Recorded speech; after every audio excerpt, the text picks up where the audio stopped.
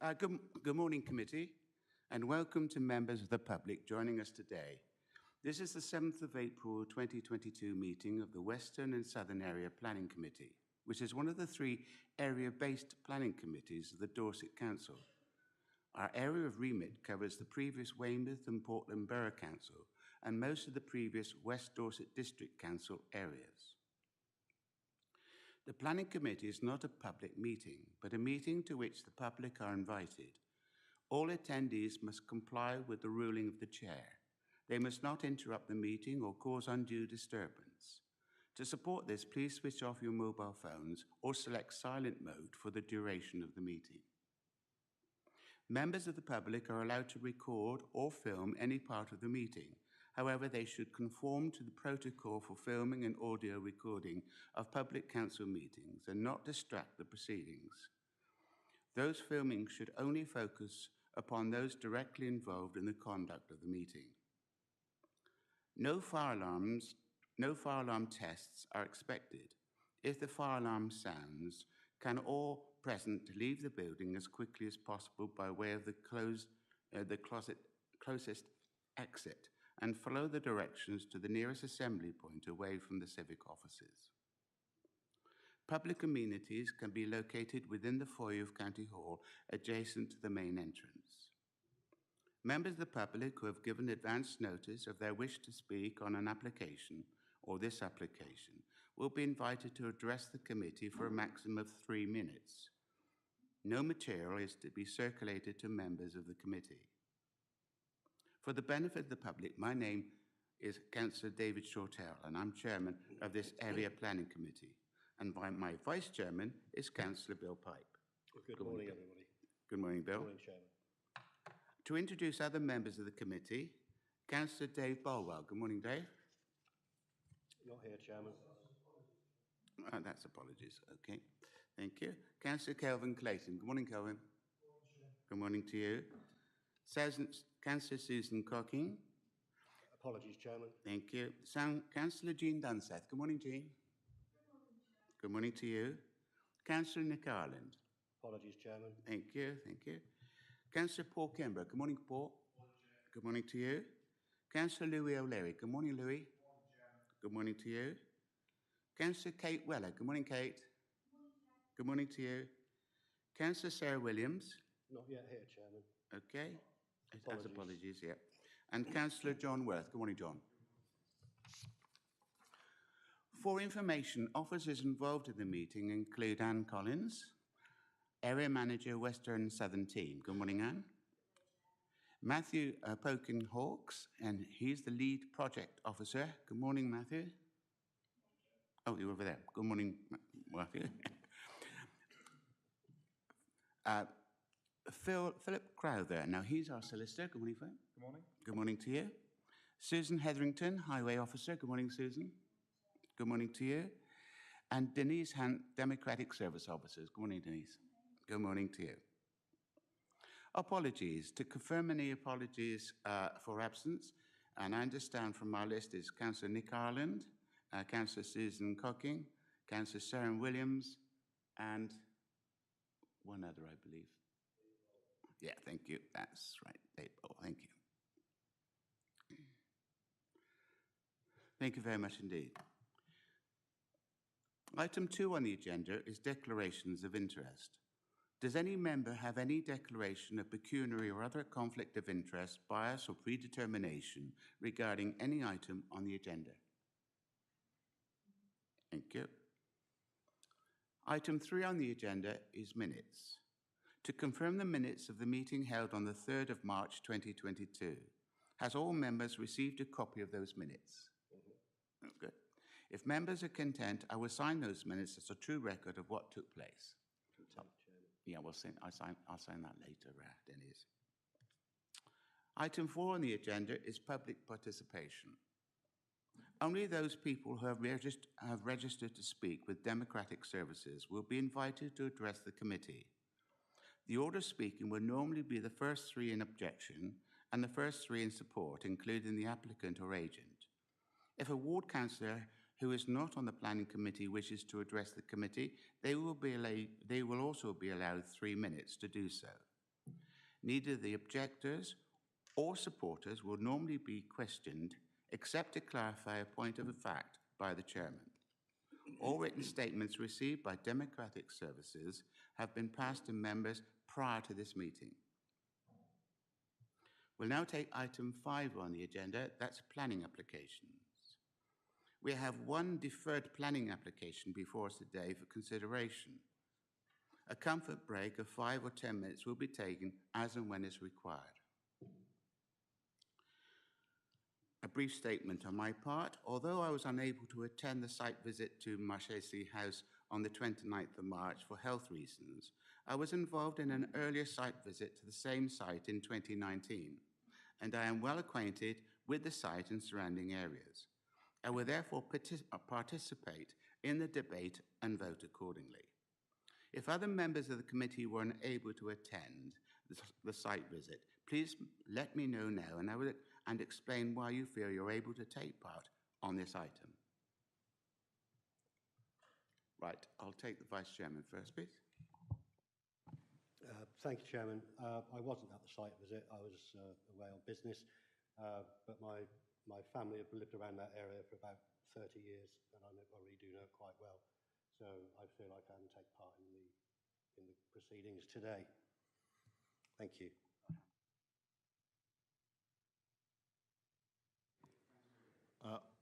I attended the site visit, but I was forced to leave early due to work commitments, but I was there for a part of it, and I do know the area very well.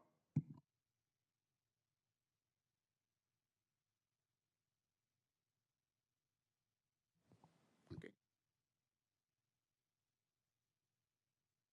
We'll now take item 5A on the agenda, and that's PVOC 2021-05510, Marchesi House, Poplar Close, Weymouth, DT4 9UN. And that's for the demolition of existing flats and erection of 18 houses and 13 flats in 2 blocks. Variation to Condition 7 of Planning Approval, WP 1800914 FUL, Construction Management Plan. We do have received an update sheet last night and this morning. Has everyone received and looked and studied that? Mm-hmm. Okay, that's fine. Okay. So therefore, I'm now going to ask Ken Parks, the applicant, and Councillor David Gray, and Councillor Peter Bauer, the ward member. Yes, I know. I'm going to set them down first. Right. Can I ask Ken Park, the applicants, and Councillors David Gray and Peter Bauer, the ward member for Radipole, to move to the seats to my right, please. Okay. You're going to stay where you will you be staying where you are? Okay. I don't think it. Oh, yes, so you are. They are there. They are there. Okay. They preempt me. Thank you very much. Okay, right. I now invite Matthew Perkin-Hawkes, the case officer, to introduce this item. Over to you, Matthew.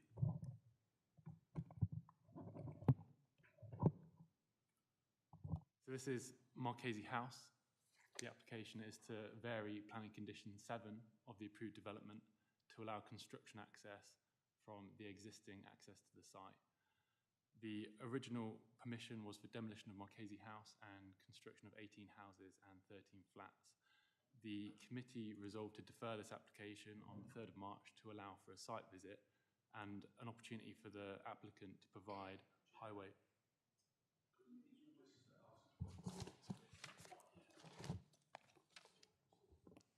Is that clearer? Okay, perfect. No problem. So the committee resolved to defer this application, the 3rd of March committee, to allow a site visit to take place and for additional highway information to be submitted. For completeness, I'm going to do a run through of the entire presentation with updates from the last committee. So the background to the site is in the South Hill area of Weymouth on the east side of Radipole Lane. At the moment, the site is a vacant block of flats. To the west, you've got Radipole Lane. North is Sycamore Road, which leads up to South Hill Primary School, about 200 metres away to the north. On the east, you have Rowan Close, To the south, you have South Hill Local Centre, which has a pub and local shops and services. And immediately to the east is a footpath, which runs along the side of the site. This is a closer image of Marchese House, just pointing out the actual entrance to the site is called Poplar Close, and the vehicle access along the south of the site serves the local centre. This aerial photo just shows the site in a bit more detail. Here you can see the footpath, the service road, and the local centre. And members that were there on the site visit, we walked the entire boundary of the site and the route up to the school. So, planning history. The applicant is Bournemouth Churches Housing Association. Their main objective is to deliver affordable housing rather than to generate profits. In June 2020, planning permission was granted for the demolition of Marchese House and construction of 18 houses and 13 flats. That approved development is required to deliver 35% affordable housing, of which a minimum is affordable rented, so that's rents capped at a maximum of 80% of the market rent, and the remainder being affordable housing also as shared ownership. So whilst the Section 106 ties down a minimum of 35% affordable housing, the applicant in their statement to councillors a couple of days ago confirmed that their intention is to provide 100% affordable housing. That is dependent on Homes England funding. And if they can secure Homes England funding, that would allow them to boost the affordable housing from 35% up to 100%. But to make it clear to members, that is not a legal requirement of the approved development. It is the applicant's intention. So the next application down is the discharge of planning conditions. We're looking at planning condition 7 today, which is a construction traffic management plan. That condition was discharged last year in relation to using a site access of Radipole Lane. So it's already been discharged. The management plan was considered acceptable last time round. The current application here is for the variation of condition 7 to allow the construction access to use the existing access into the site. And recently, since the last planning committee, a couple of discharge of conditions applications have been received, and they're currently being processed by the council. They relate to landscape conditions and drainage conditions.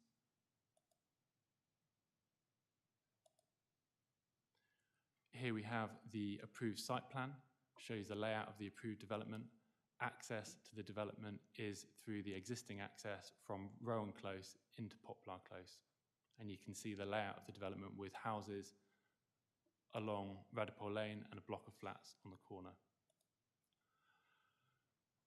At the site visit, it was easy to appreciate the level changes across the site. The site slopes gently down from north to south and down from east to west. And you have the section lines here, AA and BB, which were handed out at the site visit. The top section shows those levels, and you can see Radipole Lane actually is outside of the planning application boundary. It's at a slightly higher level, and the service road to the south is also outside the application site boundary, and it's at a lower level. This is a visualization from Radipole Lane, and you can see the block of flats here on the corner and the houses to the south, which lead down to that service road. This is the current wording of planning condition 7. The planning condition wasn't required by the Highways Authority when the earlier application was determined. It was agreed at the request of local ward members and members of the public, having regard to children's safety and highway safety. And at the time, the applicant agreed with the planning condition. The traffic management plan that was approved last time round shows the construction access from the south of the site on the service road, and that is the approved traffic management plan. Since that was approved, the applicant has advised that they can't actually provide construction access from the south for a variety of reasons, being firstly unable to secure rights of access over that land. The land to the south is in a variety of different leases. There's long leaseholders and short leaseholders from the units that make up the service centre. The council has been party to some of those discussions, and the applicant's been unable to secure those rights. Secondly, from a practical perspective, the applicants said that they can't provide construction access from this site for the entirety of the works. The current wording requires that access from Radipole Lane is used for the entirety of the construction period, and they said that they can't comply with that because of the layout of the development, which makes it unpractical. And since the March committee, the applicants further explained how the site layout isn't compatible with the current requirements of the condition. So that brings us on to what we're looking at today, which is a change to the approved development to vary condition 7 so that construction vehicles can use the existing access into the site from the east. So here we have the submitted documents required by condition 7 and submitted as part of this application. 1 to 3 were in front of members at the last planning committee. They are the construction environmental management plan, the construction phase plan, the traffic management plan. And since the last planning committee, the applicant has submitted a planning related letter and a highways related letter. They provide further details and commitments to provide temporary signage during the duration of the construction works. So this is the proposed revised traffic management plan. It's got a lot of detail on this, and I will summarise the key points. The applicant has committed to providing traffic marshals to manage access into the site. You have 2 locations here on the main entrance into the site and on the junction of Radipole Lane and Sycamore Road. The process for deliveries is that vehicles will approach the site from this direction. They will be met by a traffic marshal. They will be escorted around into the site at a reduced speed of 5 miles an hour. Those deliveries will only be accepted outside of school start and finish times, so that there's a restriction in the documents that they've submitted that no deliveries will take place between 8:15 and 9:15 and between 2:45 and 3:45. So that avoids a school rush, and of course students may leave outside of those times, but that is the peak. Other requirements in there are for all construction traffic along Sycamore Road and Rowan Close to be guided by the traffic marshal. No reversing without a banksman or traffic marshal supervision. Speed limits of 5 miles an hour. Subcontractors to park in a nearby car park and walk to the site. So that's where councillors probably parked when we did the site visit. It's just a short walk away. In terms of the amenity measures in this management plan, the hours of work are restricted to Mondays to Friday between 8 in the morning and 6 in the evening, and Saturdays 8 till 1. Wheel washing is proposed. No idling vehicles. There's a commitment to maintain communication with local residents, including through regular updates on construction activities and a monthly sounding board meeting. The documents also establish a complaints procedure for members of the public to raise concerns with a site manager. So, in summary, the documents include significant measures for control of residential amenity and highway safety. Here we have the recommended route proposed by the applicant. It's fairly small on the screen, so I'll just point it out. And this is, since the last planning committee, the applicants had a look at the routes to the school, and they put forward a commitment to advertise an alternative route to the school. So at the moment, parents, pupils walk a variety of routes to the school, and they can park in this car park down here, walk by the side of the site, crossing this road and this road to reach the school. That is the quickest and most direct route from the car park. It does involve crossing two roads, but it is direct approximately 5 minutes. The recommended alternative route put forward by the applicant and their highways consultant is to follow this green route. This green route avoids all crossings on roads. There is a small crossing here on the service road, but then once you get onto it, you're on a network of footpaths which run behind the estate and take you up to the school. It's slightly longer, around 6 minutes, and slightly longer in distance as well, but the important thing is it avoids road crossings. So when the development is being constructed, which is of course a temporary process, there is an alternative there, and the applicant has advised, has committed to advertising that route. As well as the two you see here on the screen, there are a variety of different routes in through this car park and up this route here, or along the road here through this car park, or through this side. So there are a number of different routes, and this is important just to note that this is just from approaching the school from the south. There is also, I think, a crossfield route from the northwest as well, and residents on this side of the residential estate will no doubt approach from this direction. The extract on the right-hand side is the primary school's Park and Stride scheme. This is dated 2019 and it's advertised on the school's website.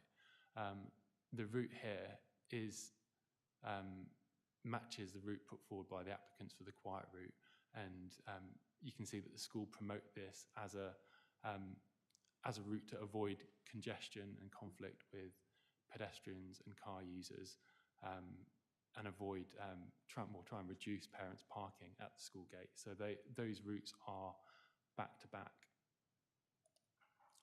So the main issues of the development, the principle of the development, it was established by the previous planning permission. It's not in question. The site is a sustainable location. It's within the defined development boundary. The legal agreement requires that it delivers 35% affordable housing, and the applicant said that they can potentially deliver up to 100 if Homes England funding is forthcoming. That funding is dependent on the timely delivery of the scheme. The council's housing enabling team have been involved in discussions with the applicant and with Homes England, and they've reviewed the letter that came in from the applicant a couple of days ago. They note that Homes England have expressed some concerns about delays of the scheme, and have said the deadlines for completion and claiming the grant cannot continually be extended. The housing enabling team leader advises that they have been in meetings with Homes England when Homes England have made it clear that grant funding for the scheme is at risk because of delays.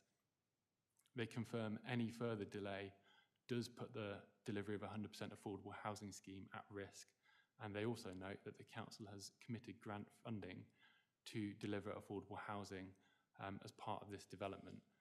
So given the delivery is 35% as a minimum, that's tied down in the legal agreement, the extra affordable housing is given limited weight in this planning consideration.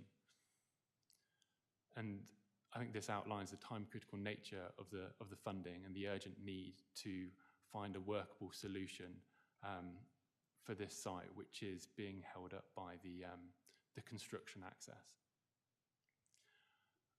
The focus of the objections, there were 53 objections to this application, focus on highways and amenity matters, particularly pedestrian child safety on the route to and from the school.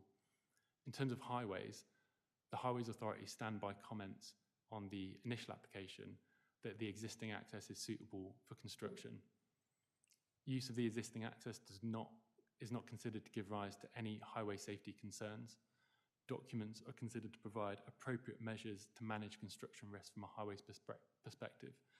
And since the last planning committee, the applicant's highways consultant has looked at the suitability of surrounding roads, and they note that the existing access to Marchese House is suitable for refuse and emergency vehicles, which served the earlier flats on the site. This conclusion is agreed by officers. The applicants reviewed highway safety matters following. Okay.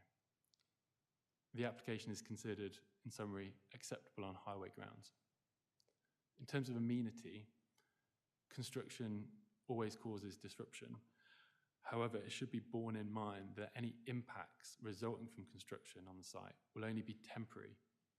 Once a development is constructed, then the site will be served by the existing access to the site in a similar way that the existing development or the existing site was.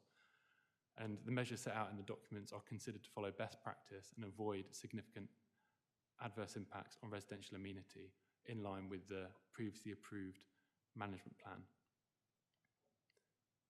On habitat sites,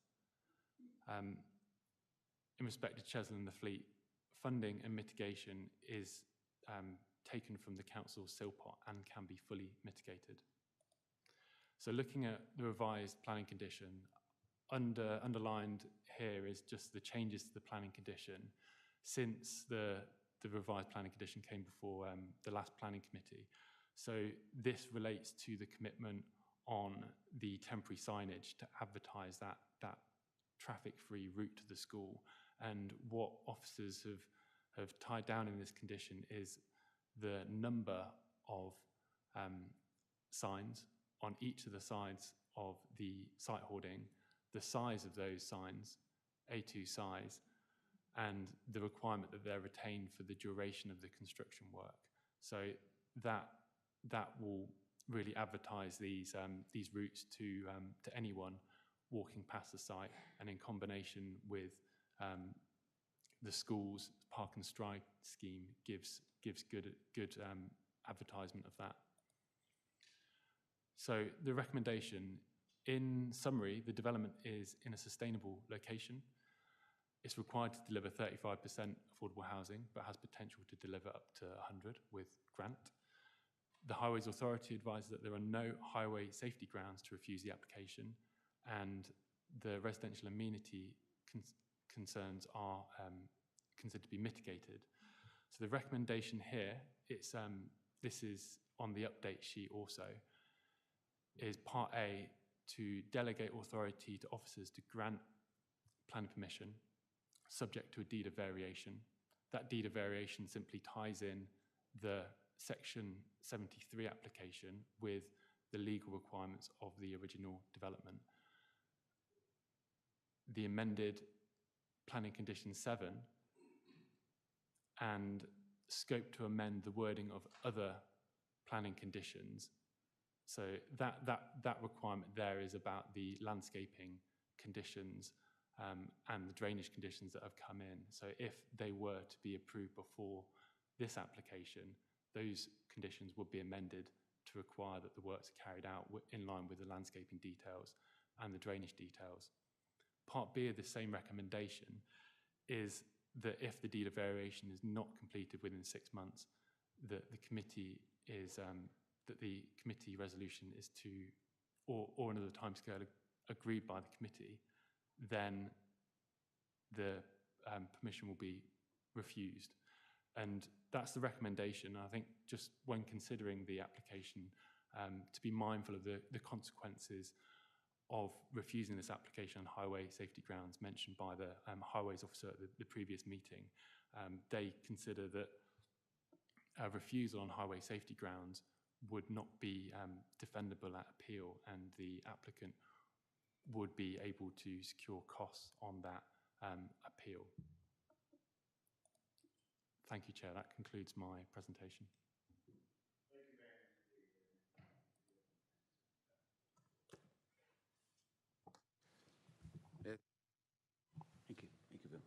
Thank you, Matthew, for your comprehensive report. I'm now going to invite Ken Park to address the committee. Please speak directly into the microphone, and you have a maximum of 3 minutes, please. Good morning.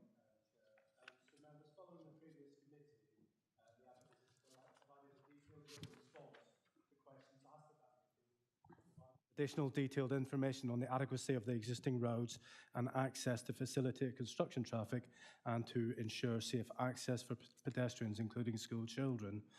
Now, members have also had the opportunity to attend the site and view the access and road layout for themselves, but also to receive an explanation from highway officers as to why they consider there is no harm to highway safety. Members are reminded that they are only able to consider the development plan and valid material consideration. They are also reminded that conditions which prevent a development being carried out fail the test of reasonableness. Now, the only material consideration is highway safety as a result of the construction access. Now, the same access has already been considered acceptable to serve the approved development, including for large refuge and emergency vehicles. So the same access will be suitable for construction vehicles. We undertook a further independent assessment of the proposed construction arrangements undertaken post-committee to assist members to confirm the expert opinion of your officers that the access is fit for purpose and the additional measures will ensure safety for all road users and pedestrians, including children walking to school. The assessment confirms the construction management plan is absolutely fit for purpose. And members, you will recall that you did previously struggle with reasons to support a refusal, and I would respectfully suggest that is because there are no valid reasons to support a refusal. And consequently, the reasonable conclusion is that permission should be granted. Indeed, there's absolutely no technical or expert evidence before you that construction vehicles will not be able to safely access the site, or indeed that pedestrian safety is harmed. Furthermore, the construction process is not a planning matter as such and is governed by other, much more appropriate and stringent regulations. Inconvenience from construction is not a material consideration in planning decisions, and there are no highway safety issues with these proposals. And regrettably, members, as you've heard, any decision other than as recommended will result in the delivery of much-needed affordable housing, which is a key objective of your development plan, being lost as a consequence of losing out on housing grant. Members, the applicants respectfully request that permission be granted. Thank you.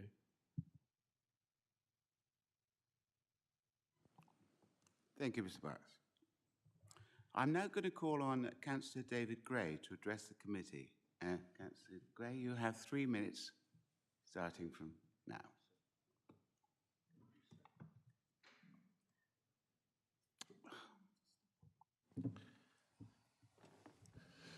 Thank you, Chair. I just wanted to pick up one single point from the planning officer's point of view. I've met with Bournemouth churches over the last 12 months 4 times. And each time, the 2 alternative plans or the 2 alternative entries into this site have been discussed. And on all 4 occasions, the reason that they've not considered those are on the grounds of cost. So I'm going to disagree with the planning officer. It is about cost and it is about profit. Pardon? Can you be quiet while I speak? The entry into Radipole Drive, where the 3 units would need to be delayed to allow the, would add cost to the construction.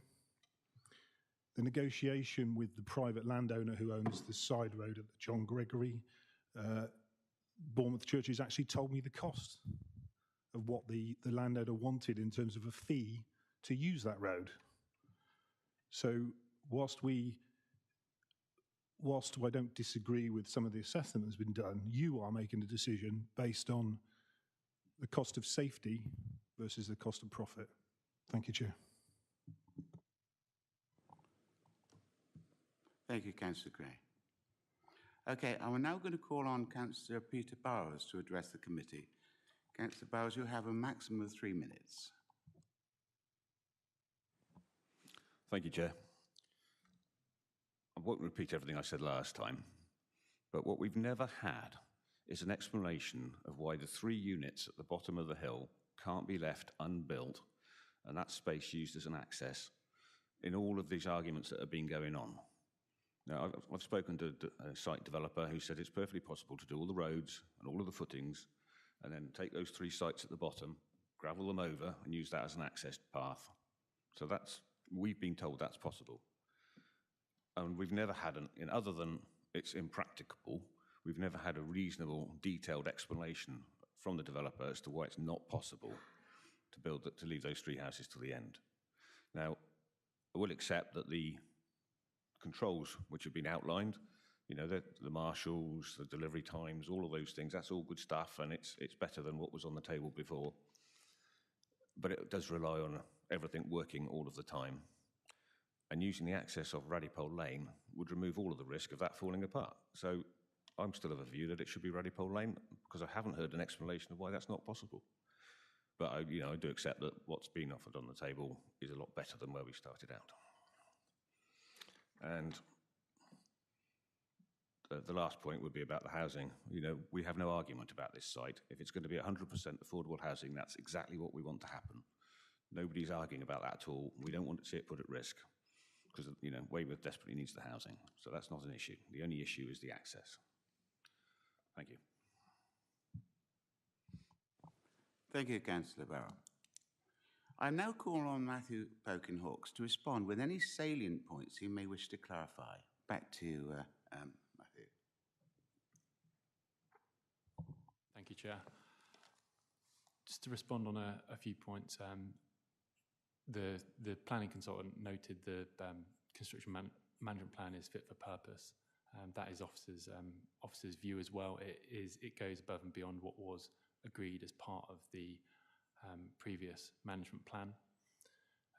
The note that the construction process is not a planning matter. To just expand on that comment, the focus is on the impact of the construction process, which is an important material consideration. So the impacts of construction on trees, on highway safety, on residential amenity, they are important material considerations. So what this application for revised access focuses on today is the impacts of changing that access point from Radipole Lane to the current access, and those impacts on highway safety and residential amenity. To pick up on the comment on costs, revising an access, providing a new access, certainly does have a cost implication for the applicant. They are a charitable housing association, so they are not your typical housing developer, and they are a profit for purpose housing association, whereby their main objective is to deliver affordable housing. The council has been part of those discussions on leases, and we have pushed the applicant to consider other accesses around the site, including from Sycamore Road and from Radipole Lane. And I'll just point out again that Radipole Lane on the west of the site does fall outside of the planning application boundary. So actually forming an access directly off it would also require interrupting the flow of pedestrians along that route. Thank you, Chair. That's my response. In responding, I'm now going to ask if there's any points to be raised by Highways or any relevant council officer.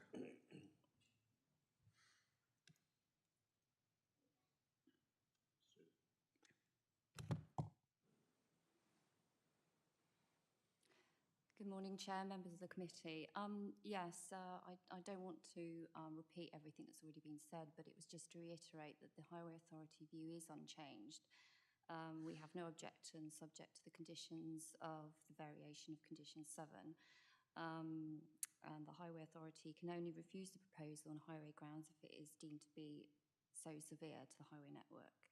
I'd like to take this opportunity to thank the committee members who were able to join a colleague of mine for the walk and talk site meeting last week.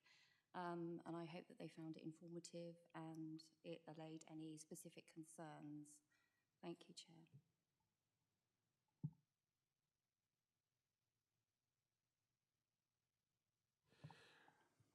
Are there any questions of a technical nature for the case officer or Highways, please, committee? Thank you, Chairman. I'd just like to ask the case officer, number one, is the reason that we can't agree to use Radipole Lane down to the cost or lack of agreement or both? And secondly, you mentioned the cost issue. You wouldn't wish to push extra or additional costs onto charitable organisation. Is that a valid reason that we can take into actual consideration at this meeting? Or are we to treat them as any other developer would be? That's my questions. Thank you. Thank you, Councillor Leary. I'm going to hand that back to Matthew to respond. Thank you, Councillor O'Leary. The cost of the work is not a material planning consideration. Viability here is not a consideration because the legal agreement ties down a requirement to provide 35% affordable housing, and the applicant has not put forward a viability argument. Officers accept that changing construction access does have a cost implication, but here the leasing complicates the providing that access, because there's a long leaseholder and a variety of small leaseholders, and to actually secure the rights to access over that land, it needed agreement between the long leaseholder and the short leaseholders. And we understand from the applicant that they haven't been able to reach that agreement, and also from the council's property department, they've been involved in those discussions as well. So that's the legal barrier to providing this access, and then it's the practical side of actually using this for the entirety of the works. So cost, no doubt, comes into it, but it's not a consideration here. We're looking at the material considerations on highway safety and residential amenity of simply switching that access to the existing access to the site, and considering whether that in itself is acceptable. Councillor Leary, you wish to come back? Councillor Barrow mentioned in his piece about saving the last three houses till the end. That will allow Radipole Lane to be the main access route for the entirety of the development of that site. He said that the site developer has agreed that, therefore that means Radipole Lane, if that's correct, would mean that Radipole Lane would be permitted to be used throughout the development. The second one, on the issue, I know the cost isn't a planning consideration. What I'm asking is there no agreement on the access to that route because of the cost, or because one party involved in that discussion do not want it used, or is it down to the developer not willing to pay a certain amount of money to access that site throughout the development? Thank you, Councillor Leary. Do you wish to come back on that, Matthew? I can comment briefly on that. I'm not aware of the commitment to leave those last three units to the end, to the final stage. The applicant have said that they do need access from the east to complete the development in line with that process. And on the cost side, it's about understand it's about the leasing there, and there are a number of parties involved in the leasing. It's not just down to cost and the applicant's unwillingness to pay those costs to provide it. There's a legal barrier there. Thank you. Do you want to come back? Thank you. Thank you.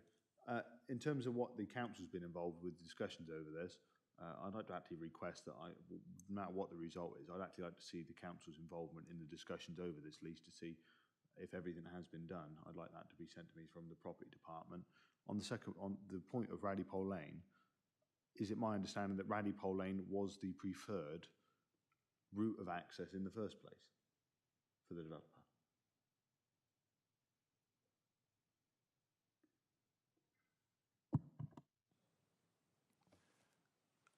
I'll leave legal colleagues to come back on sharing that information on the property side. But from the developer, their preferred original route into the site from construction has always been the existing access on the eastern side, the Radipole Lane access, came up when the original planning application was being considered.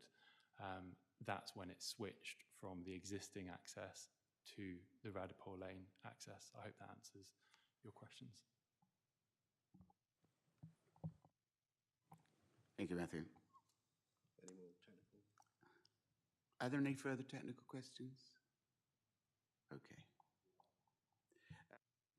Before I open the debate, I would like to make a personal statement. The office recommendation in the report is based on the Council's local plan and national and government planning laws, which are not set by the Council. The officers will have reached this recommendation after considering a range of information and issues such as the use of the land, transport infrastructure, highways issues, design and character of buildings, etc. The committee members' role is to consider all the planning issues and merits of each application put forward in the report and then make a sound decision. The members cannot consider any other issues other than planning issues. To make that completely clear. Members, may I remind you to direct any questions or remarks through the chair during the debate, and I will invite members to speak in turn. Can I also remind members to speak directly into the microphones, which should be kept on mute when not speaking to preserve audio quality. I now open the debate to members.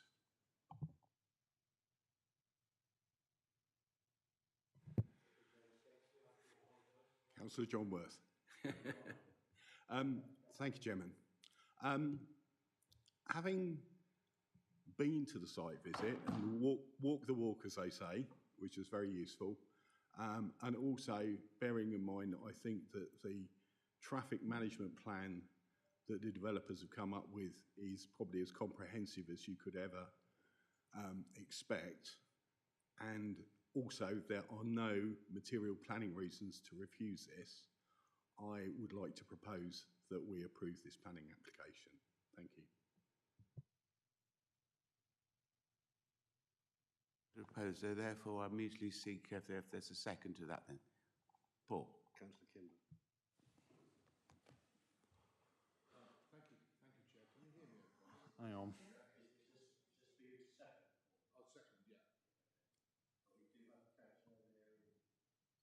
I'll defer, as a gentleman, I'll defer to Councillor Kimber.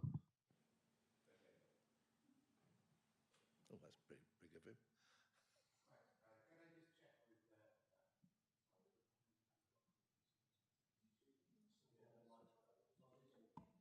Paul Kimber, okay. Thank you, Paul. I just wanted to check with John and in turn with Paul that your proposal and seconding recommendations are based on the update sheets. Yeah. Yes. Thank you, Chair. I've second Councillor Worth because I believe we have now need to go forward. When we had the original debate, if I speak for all the committee, we had concerns on safety, which quite rightly the ward councillors brought this to us, and we had the site visit as requested, and that gave us a real look at the site, and I absolutely agree in one area it's not perfect, but in doing so I believe we have made progress. We've got with the Chief Planning Officer we've made amendments to this which I think we can now go forward, because we've now got the it goes forward. Recommendation is to the Chief Planning Officer to go forward under his direction. I believe the ward councillors could work with the planning officer to highlight those concerns that they've been able to highlight.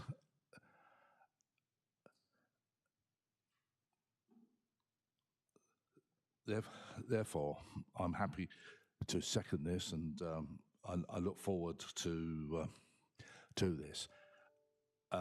On just my last point, traffic marshals were important. 5 miles an hour. The construction times is an important factor as well. Thank you, Chair. Thank you, Councillor Kimber. I now have Councillor Weller to speak. Thank you very much, Chairman. A couple of points. When we spoke last time, and I know the area fairly well and use Radipole Lane on a regular basis, and in my mind, it seemed like a suitable access. However, actually parking up and walking along there, and I have to be honest, I haven't walked along that stretch of road personally for probably 40 years. Once I was on foot, it made me realise, and I am aware because there are regularly speed cameras along that stretch of road, how fast the traffic goes and just how as dangerous an entry on Radipole Lane would be actually as it would be on Poplar Way. So whatever we do here, it is for a short span of time, and it's always going to be a compromise, and that's true of so many things that we decide on. We have to be prepared to compromise. So although it's not perfect, but it's probably as perfect as we can get, I would suggest that local members and members of the public are very vigilant in making sure that those marshals are there at the times that it's suggested and that the banksmen are used, because that makes a huge difference to large vehicles reversing and so on, so that all those safety measures that the developers have offered are complied with. And if they're not, then remind them of them, or via our officers, remind them of them. And I may be being naive there, but I know from experience that developers don't want local people complaining every 5 minutes. So they do comply for the most part. So I would urge that local people do that. And on that basis, I'll be supporting the application. Thank you very much, Chairman. Thank you very much, Councillor Weller. I'm now going to pass back to Councillor O'Leary. Thank you very much. There's no real reason for us in material planning consideration to refuse this, as we found in the last meeting as well. But I think a lot of things have been improved since the last meeting on the traffic management plan, and it is better than what we've got. But I do feel on the issue of Radipole Lane, this whole issue around access and whatnot probably could have been avoided if there was a little bit better negotiations and a lot better deals done and people actually working together. And that's why I think I'll be really interested to see how we were involved in those discussions. So I very much would like to see that correspondence. Thank you. Thank you, Councillor O'Leary. Do we have anyone else to speak? I think we can go to the vote, Chairman, as nobody else has indicated they wish to speak. Anybody else? No. Clear to the vote, Chairman. Thank you very much. Thank you very much indeed.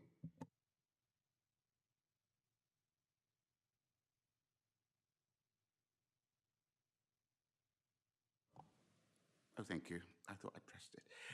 We've now got a proposal, a recommendation, and we'll now take a vote on by a show of hands based on the update sheets. So can I have a show of hands, please? All those in favour? That is for both recommendations? Yep, yep. Agreed. Unanimous.